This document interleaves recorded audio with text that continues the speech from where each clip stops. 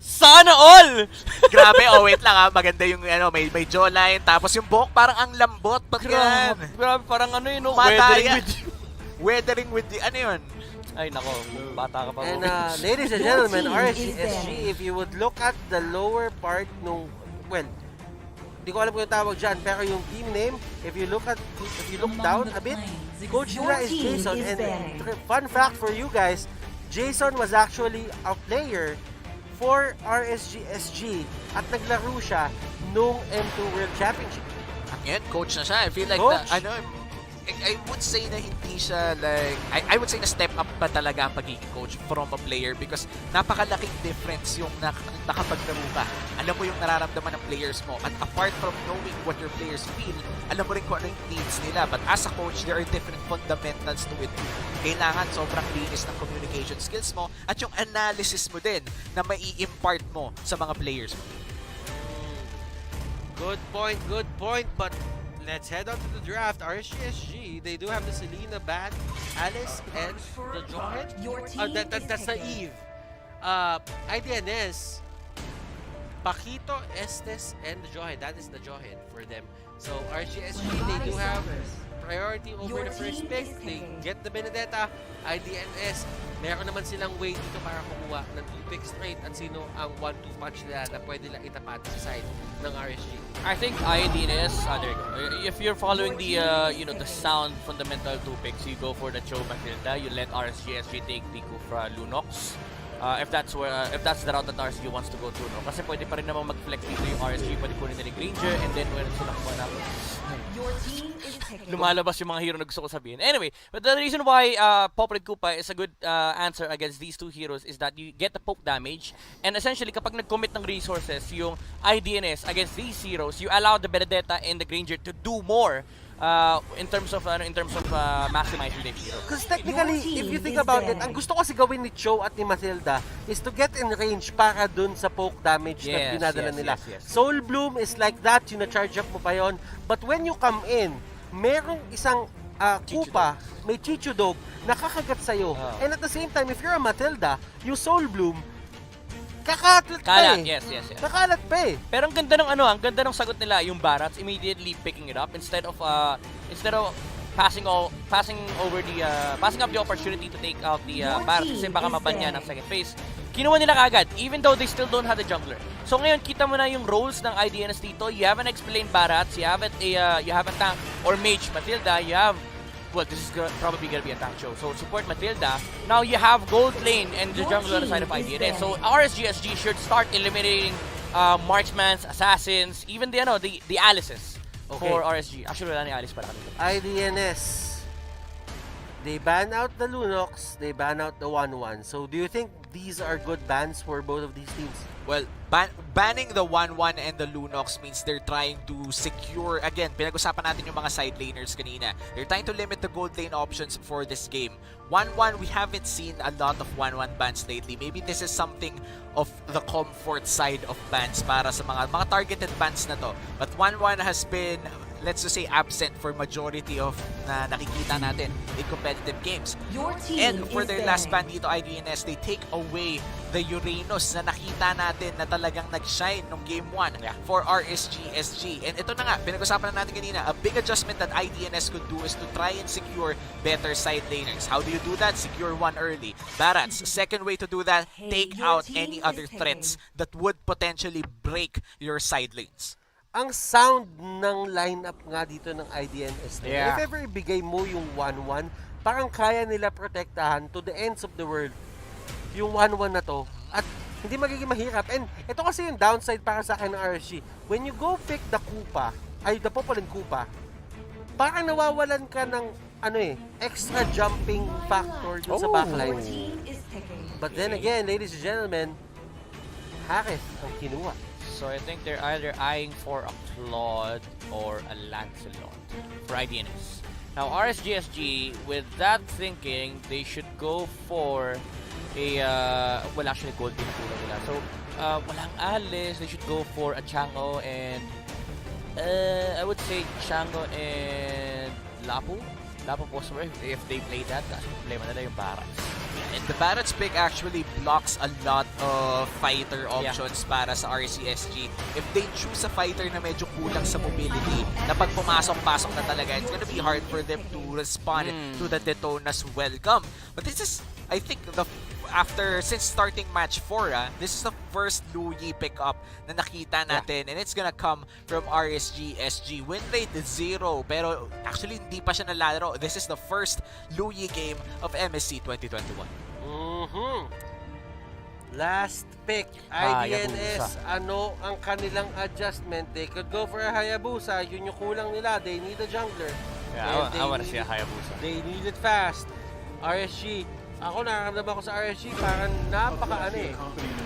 napaka-confident nila sa mga picks nila, pero hindi Hayabusa ang lumabas. Ito ay isang Ling. Well, for the Ling, as the jungler of IDNS, I feel like they're playing towards more on the mobility and the skirmishing side. Marami naman silang mga hero. Ayan na, babalik na. Tapos na. May oil. May oil na ang ating machine. So, balik tayo dun sa pinag-uusapan natin. The Ling pick will be great for a lot of attempts on, I think, a 3v1 dive, mga small skirmishes, but not on big team fights immediately. Dahil, again, merong Esmeralda yung kalaban, and the Esmeralda would definitely want bigger team fights. And we will open up the portal. Papasok sa ating Celestial Palace at magbubukas ito in just a bit, ladies and gentlemen. At ready na makipagsuntukan yung dalawang teams. At eto na, bubukas na ang portal. Let's dive in! Papasok dito. Ayan na. This is game number 2 between RSGSG at IDONOTSLEEP. At mukhang wala pa naman na wild na mangyayari dito. Saktong dash lang galing kay Sync, pero that's a lot of damage early on for the Benedetta. And that was a great read coming out from IDONOTSLEEP, na nakita nila, sabi nila, si Sync papasok dito. Alam namin, yun yung usual na ginagawa ng mga Benedetta players, and that was a good read. And Ramela here, with the Cho, siya ang gagamit ng Cho, and she is the tank. Actually, kanina, napakalayo ng gameplay ng isang Digi feed sa isang Cho tank. So, let's see on how she'll introduce her Cho here. Wait a minute, sana. At grabe yung pinakita nilang play doon. Yung guiding wind, lahat na yung dash na binigay, LY4, they will punish Ramela and Renita Zanri. They will just get out. Yun na yung pinaka-best way of doing things I-minimize mo na lang yung casualties. Because you can't fight that at that point. Yeah, it's a 1-for-1 exchange in favor of no one. Actually, yung first blood is just a 200 initial plus gold na rin lang dahil nga nagkaroon ng 1-for-1 trade. Ang tanong na lang kung kanino napunta ang mga kills. Dahil for the side of RSGSG, ang napuntang kill ay for LY4. This is big. That's a core na bigay ang gold. Meanwhile, for IDONOTSLEEP, napunta kay Renita Zanri ang gold. Oh my goodness! Diablo! Going in, flickering in, at nakuha niya yung kill doon sa Ling. How important was that kill, Midnight? Alam mo, there's a reason why I didn't like, nakita nyo naman yung facial reaction kanina, no? I didn't like when they picked up the Ling. Yes, it's good against the Granger, against the Benedetta, but they needed a core that doesn't depend on the timing ng early game niya kasi he needs to protect the timers of the Harriet as well. So when they picked up the Ling, already, ang hirap na nga against sa Popel Kupa, na-shotdown pa siya ng purple buff. And si Diablo, 20 seconds niyang inaabangan dyan si Ling kanina pa. As in, legit. Pagka-clean niya ng minion wave against the Harriet, 20 seconds siya nandyan. IDONOTSLEEP is in a very bad spot. Alam naman natin yung potential ng isang Ling na walang buff. Talagang na-half yung kanyang damage output. Renita Zanri with the circling eagle. Pero sila Easy Bunny, they get an answer, and that is a step in the right direction even if hindi gumagana yung team nila ngayon. Yeah, Hasaki though in a 2v1 scenario at papupunta ang kill para sa Benedetta, and that makes it a 3-4-2 exchange for the favor of RSGSG. May turtle pa silang nakuha kanina, Midnight. Medyo na ano ka na dyan, na nanginginig ka na, nanggigigil ka na ata. Kanino? I mean, as much as I like the trades that IDNS are getting, they need to be careful with whoever gets the kill. Kasi si Renita Zanri dito, he has all the kill to his name for IDNS. And si Lois tsaka si Easy Money, sila yung nangangailangan ng gold. Sila yung nangangailangan ng XP. Yes, kasama sila dun si Share. But the thing is, they are committing so much time to get these kills. So as much as possible, sana sa kanila na Naku, pupunta. na-shutdown pa nga. At si Renita Zanri siya ang na-shutdown. Nahuli si Fosa. Pero sabi ng RSG, meron tayong sagot. And that was a great play coming out from Pero may sagot na talaga. And Zinc! Nawala ata ang aking mic. Naiwanan. Nawala ba? Hindi. Okay, Naririnig kita na Naririnig mabuti, mo ako, kapatid. And, grabe yun, no? Parang naiwanan ng Benedetta ang isang Hasaki sa top lane. LY4 mukhang makakakuha ng isa. And RSGSG, they're dominating the early game. And Yeah. Ramela dito, tumatakbo. Oh! They get Jablo. That was a good kick. And this could be the punishment na hinahanap ng IDNS. Ito na nga yung sinasabi natin. Tank power, support power, all the powers in the Pero world. may resback, At ito yung resback. Naku po mga kaibigan, nagtatawagan na sila. Pre, nagulpi ako dun sa kanto. Ito na kami. Hop. Wala na. Opa ka. May dalang K9 unit. Pero again, eto namatay na naman si Ling. Lois, inabangan siya sa may purple buff. Hindi nga ginamit yung ulti ni Louie. Literal na inabangan lang si Lois dun sa kanyang purple buff and hindi na naman siya pinapakuha na kahit anong farm. And again, this is the problem when they picked up the lane. Number 1, lugi na nga siya kay Popeye Kupa. And Easy Bunny goes down and ayaw mo yun kasi that is your gold lane Harith. As much as possible, gusto mo yung uptime ng Harith mo is at 100%. Yeah, and the turtle, it's gonna be free for RSGSG to take. Grabe ang kanilang early game dominance dito, pero hindi naman ganun kalaki yung gold lead. Kaya pang bumawi. I mean, I do not sleep. 3K gold lead, pero ang scaling 0-4-1 link. Yun nga lang yung pinakakailangan nilang ihukay palabas. Well, actually, that's a big problem kasi by this point, the Ling should have been beating. If they want to win for IDNS, the condition is that the Ling gets a good start. But now, they're battling for the Ling to be able to farm. And Easy Bunny getting pop bursted down. I do not sleep. Ramela nun sa may likod. Napakagandang 3-man knock-up. But sadly, Diablo? walang follow-up. At Diablo, talagang hinakangan niya. Binakikada niya dito sila Ramela. Sabi niya, hindi kayo pwede umuwi. Oo, Dito lang ako." nangiipit. Nangiipit siya. And this is another purple buff na nanakaw ni LY4 away from the Ling in Midnight. You already discussed on how big of a difference it is for a Ling to have a lot of their, or maybe buffs in general. Lois, mukhang babagsak na naman siya dito. Kulang ng isa pang kalaber, and Lois, he's gonna survive. Again, yung pick kanina ng IDNS, I understand it, but the problem is yung ideology as to why they pick it.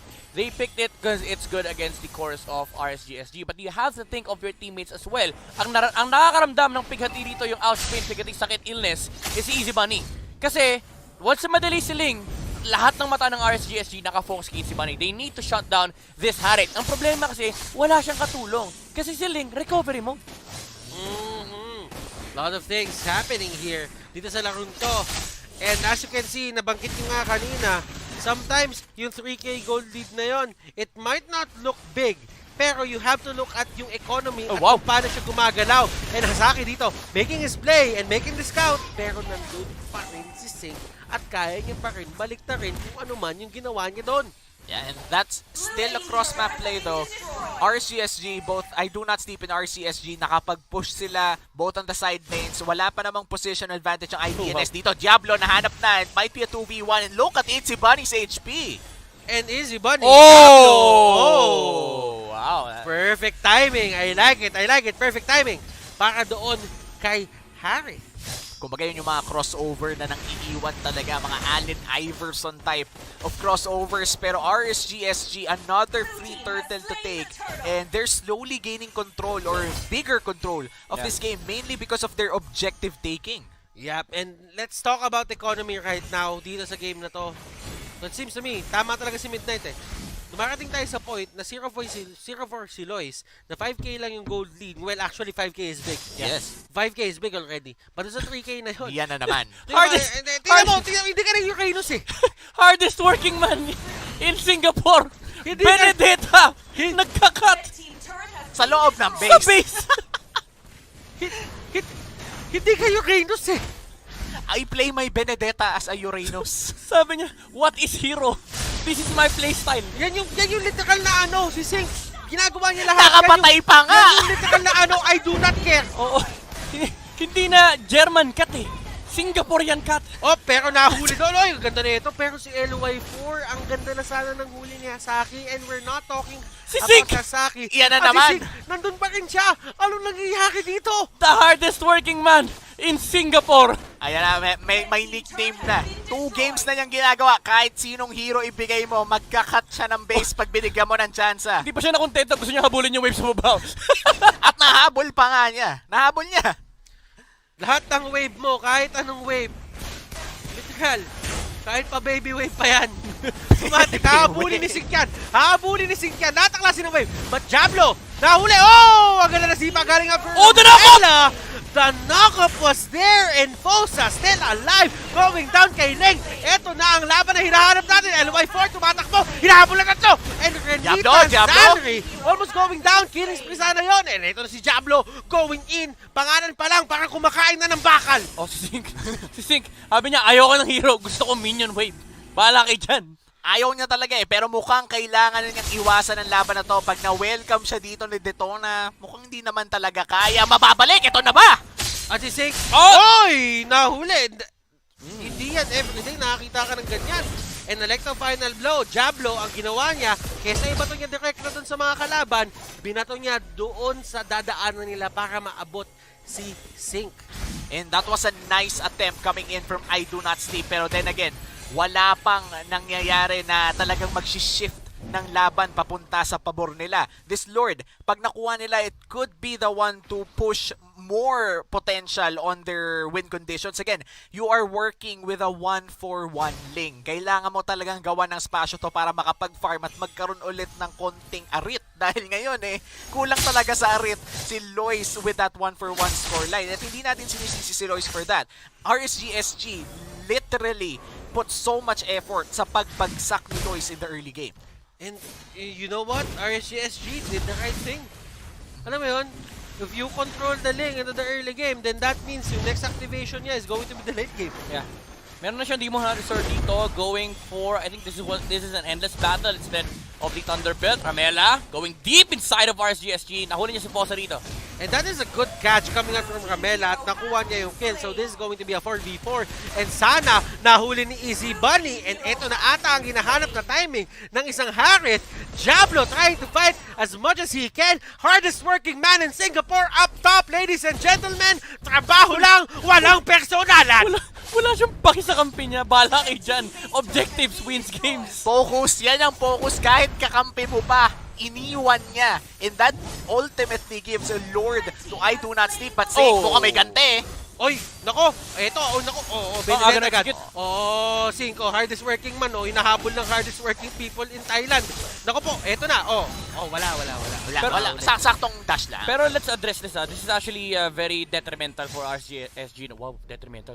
Big word. Anyway, yung ginagawa ni Sink, as much as it looks awesome, kasi objective gaming, he needs to be in team fights. Kasi the condition for RSGSG is that they need to win fights before they can actually push. Yeah, at makikita natin dito na talagang absent sa buong laban ang Benedetta. But look at the Harith over there. It's si Bunny. Talagang nakapwesto sa likod ng buong fight na yun at nakakuha talaga siya ng massive damage. Kumbaga bagsak agad lahat ng mga backliner ng IDNS. Oy, ano yan? Balik nyo sa ano? Boss, walang ganyanan! Boss, walang ganyanan! Grabe ng porket 4-0, walang ganyanan, boss! Ba't nadamay pa kami dito? Hardest working man in PH Esports. Anyway, yung ginagawa ni Sink, again, it's really detrimental for RSGSG. Pero we also have to address the elephant in the room, si Diablo. Yung target selection niya rito, it hasn't been fantastic for the majority of the last few fights. Kasi ang target niya rito dapat si Harith. Pero ang tina-target niya is sila Barat sa may front line. So, ang nangyayari, nagkakaroon ng space si Harith to take out the heroes sa backline ni RSGSG. Ang nakakawawa dito sa LY4. A great... Well, this is actually a great move coming out from IDONOTSLEEP din, no? Na they're really just banking on the fact that they have the Harith. And the Harith can win them the game. Yeah. Plus, ang nakikita ko ngayon si Ling, nagiging ano na siya eh. Lumalabas na yung potential niya. Yeah. Nagkaka-item na eh. Nagkakaitan na. And this is the benefits of having assassin naman. If they get the items, kahit pa anong timing niyan, kapag kaya ka nilang patay, papatay ka nila. Kumbaga, Assassins nga eh. Assassins. Yun talaga eh. The marksman, at least LY4 in this scenario, 329 siya. And ina-expect na natin that the moment the Ling gets more items or tumagal mas lalo ang laro, mas mahihirapan pumuesto dito si LY4. Si Bunny. Zaman Force. And defending na Zanri, circling Eagle, napakalayo ng inabot niya. At si Sana ang Oh no, pinaka-main Harit down. target dito sa side ng I Do Not Sleep. And look at this, 3 people from RSG. They need to run away, 4v3. Sync, yung buhay niya puno pa, pero they don't have enough damage para panindigan yung laban na yan. And grabe yung dami ng binato nila sa kay Harit para lang bumagsak. To the point na naubusan na sila ng resources. And looking back to that fight midnight, ano yung key factor na nangyari doon sa fight na yun para manalo ang I Do Not Sleep? Well, for one, yung tapang ni Itzy Bunny, he went on the hero that he's not supposed to go to, yung Esmeralda. Kumbaga, inaalay niya yung sarili na kay Diablo. Sige, kanina hindi mo ako hinahabol, ako na pupunta sa'yo. But that allows the other heroes naman, kumbaga nabaliktad yung scenario kanina. Si IDNS, si Harit, siya na mga problema kay Esmeralda. Yung apat, kaya nilang i-address yung matitang hero sa site ng RSGSG. At si Sync, duty tumatakbo, ladies and gentlemen, and talagang literal na agawan lord na to. Oh, eto na nandito tayo sa face na. Oh, wait Oh! lang! Renita Zanri getting popped! Wow! Yung trap ng Popolan Kupa, tinapakan niya at after niyang makawala doon, wala na siya. Wala na siya. Si hardest working man in Singapore, red tag sa trabaho niya. Bahala kayo dyan. Dito ako sa may top lane. Waves ang kalaban ko. Talagang hindi niya tinitigilan ang top lane na yun. In fact, medyo nakukuha na niya yung pressure na napupunta sa I Do Not Sleep. Ito, may dalawa na agad na tao na oh, wait na, 2v1. Wait, di ba kaya? Ling yan. Ling yan, boss. And ito, Ramela getting called out. Easy Bunny. Ang ganda ng pwesto. Sobrang ganda ng pwesto dito na side I Do Not Sleep. Easy Bunny, kanina pa siya nakatampisaw. Diyan, sa may Zaman Force. Ramela, ang main target ng side ng RSGSG. They get him. Lois, unti-unti tumatakbo. Ayaw niya din lumaban. And this might be a long game. Yeah. Grabe yung rocket dun, no? Yung pwestuhan ng rocket expert ng Barats. Wait lang, boss, ling yan, boss. Boss, ling yan. Boss! Boss! Boss! Ling yan, boss! Daring Pinadala lang! Oy, Ay, nilabanan! lumalaban. Kaso, yun na nga sinabi mo, Midnight Ling yun. Out-damage na yung Benedetta in a 1v1 scenario. RSGSG, nawawala sa kanila ang kalamangan sa game na to at unting-unting nadudulas sa mga kamay nila papunta sa kamay ng I Do Not Sleep. Yeah, the Ling right now has completed his identity. Sana! And si Halberd, nagkita sana nung diversion play, pero kita sila telegraph yan by the IDNS squad. Harit, si Harit, delikado pressing rito. Kagat, Lord. Lord already 140 HP. Oy! Oy! Oy! Sino nakasecure? Wala na kami nasabi! Oy na lang! Grabe yung Luyi! Oy na lang! Oy! Nakuha ng RSGSG! Wait lang it's a 3-4-3. It's a 3-4-3 ngayon. Shutdown. Wait lang. Sobrang lupit nung nangyari. Nag-oy na lang kami ni Batters, nag-holding hands pa kami. 2v3 scenario para sa side na... Parang bawal ata na sinabi mo yun. Okay lang. Sobrang lupit ni Sana at saka ni Diablo. Sobrang in sync. Hindi yung kampi nila. Pero silang dalawa. Napatay nila si Ling tsaka si Harit. Papangalanan mo ba yung sarili mo na Diablo kung hindi ka malupit? Tama naman. Yun na naman yung gusto ko itanong sa'yo. Pero ito si Lord sa may top lane. Alam mo. Oh, may Diablo na may Lord pa. Batters. Walang Torre doon sa top lane. Tapos si Sync. Magtatrabaho lang. Si Benedetta ay pupush na lang yung minion wave. Although magre-respond naman si IDNS. Walang purple buff in Link. And this is gonna be an attempt from RSGSG to try to secure the inhibitor turrets in bot lane and in mid lane as well. Maging successful kaya sila dito. Mid lane na lang ang natitira pero that's already 2 inhibitor turrets down for the side of I Do Not Sleep. This is great for RSGSG dahil nagiging open o mas nakakahinga sila ng maluwag sa side lanes nila. Slowly but Boss, surely, boss! RSG, sila sana na dun sa may likod. Na-penetrate na nila yung backline and yung dead zone nata will connect. Sync na dun sa may likod. Si Easy Bunny! Bunny going down. One sana! by one, I Do Not Sleep. Bigyan mo pa ng Tumutumba isa. sila. Ramela, Immortality Pop. And tutumba na rin siya. Last man Is this the standing. sweep? Hasaki, will we have another sweep? Ladies and gentlemen, Sync. Tama! Walang This one again! Walang Di alam! Trabaho lang! Trabaho lang! Diretso na lang! The hardest working man in Singapore! Ngiti lang, pinasarap. O, ayan, pinakita pa niya. Panalo sila. Baka lang nakalimutan nyo. Oh my goodness. RSGSG, they found themselves in bad spots.